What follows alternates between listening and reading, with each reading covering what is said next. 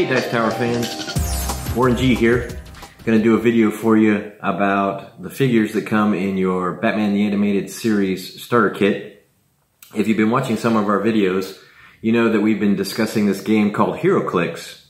And I've been telling you about the different ways you can get into the game and some of the different aspects of the game and how it's played. So today we're gonna do a video talking about the cards of the characters that come in your pack and discussing the figures themselves.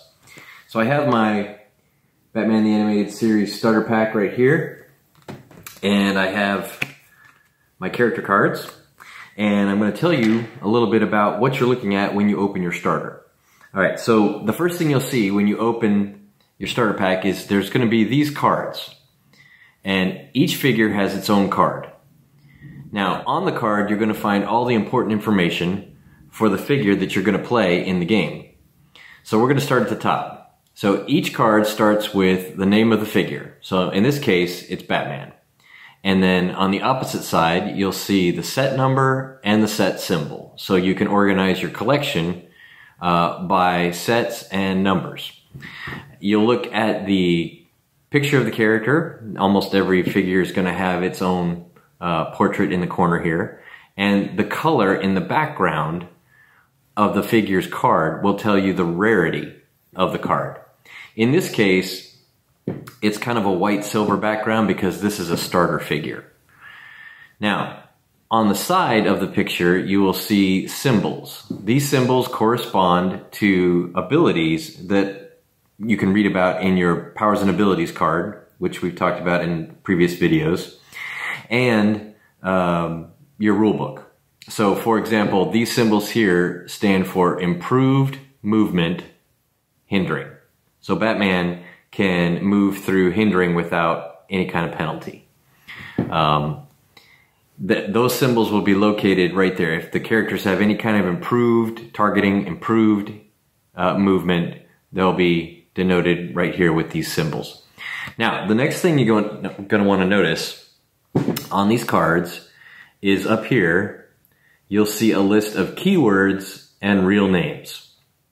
Now, every figure that has a real name usually has it printed on the card, and depending on the type of version of the character, they'll have the real name. So in this case, Batman has the real name Bruce Wayne. For Robin, for example, we'll bring up Robin. Robin's real name is listed there as Dick Grayson.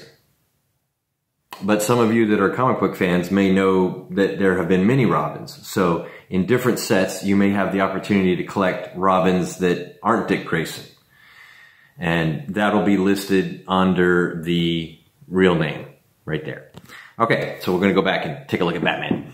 So Batman's keywords. So we're looking at Batman, and he's got Batman Family. He's got, let's see, Gotham City, Detective, and Scientist. Okay, so these keywords are critical when you want to build your team. Now, if you include figures that all share the same keyword, that's a theme team. So if you wanted to build a scientist theme team, you would include figures that have the scientist keyword for each figure that you put on your team. And that would be considered a theme team. Now, there's a couple different types of theme teams, and there's different bonuses that you get for running a theme team. These are included in your rule book, so you can look those up under theme teams. But basically, when you build a team, you're going to use keywords if you want to get theme. Okay? And they're really cool. For example, here, like we'll look at Harley. Harley has Arkham Asylum because that's one of the key denoting things about her character is she deals with and is incarcerated in Arkham Asylum.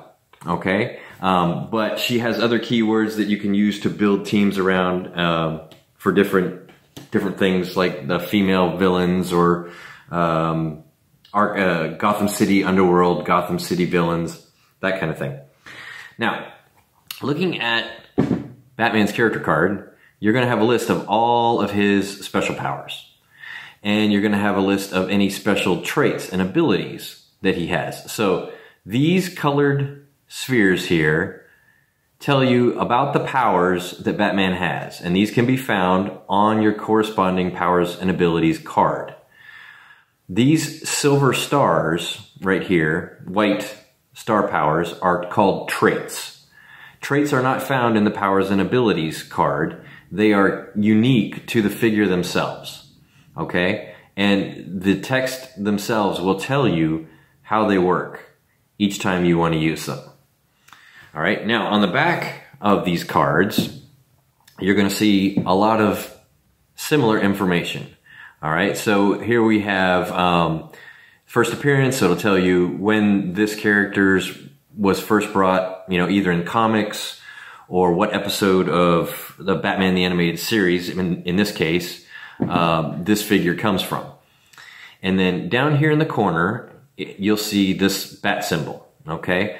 That symbol represents a team ability. This is where team abilities are located on their cards. And if you look here, I'll give you a corresponding team ability for Harley. So this is Batman Family, this is Batman Enemy. All right? They're special abilities that are key to characters that have certain traits. Superman has the Superman Ally team ability. Lex Luthor has the Superman Enemy team ability.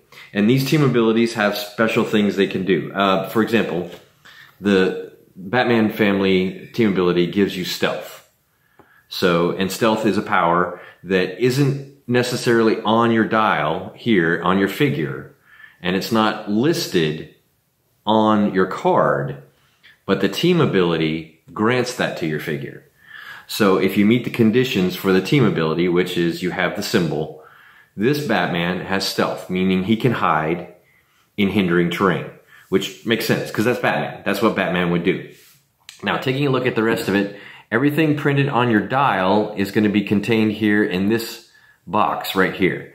So when we're looking at our figure, and I'm going to pull out Batman here so you can take a look at him, the dial on the figure for Batman, and I'll turn him to click 1 so that everybody can take a look.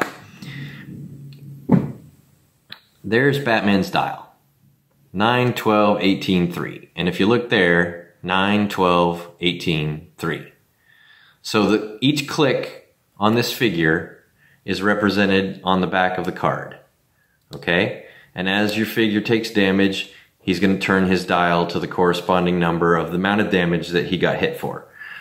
You can also reference that by using your cards. Okay, this is also really helpful when you're building your team and you want to reference something and you want to look at the back of your card and know where certain powers show up for Batman on this particular Batman, because there's a lot of Batmans in HeroClix. All right, and then over here on the side, you'll have all the dial information that's represented on the dial. So this Batman has a range of 6. So you'll see the 6 with the lightning bolt symbol. You'll also see that on the card.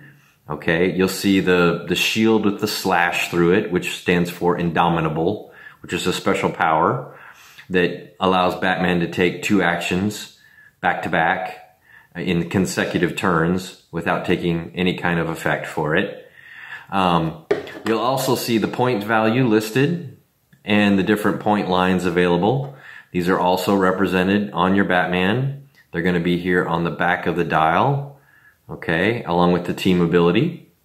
So these basically mirror one another, and they're basically just a quick reference for your figures. When you're in the game, you're not supposed to click your figures. That's considered a faux pas, a no-no. You don't want to do that. But now we have cards, and we can reference our figures, and we can look and see our cards and look at it and go, oh, Batman, yeah, he's hit pretty good. He's going to be getting into some new powers here at the bottom of his dial as he gets worn down. All right, so that's just a quick reference on how these cards work and the information that you're going to find on them and how it corresponds to your figure and the information you're going to find on your figure as well.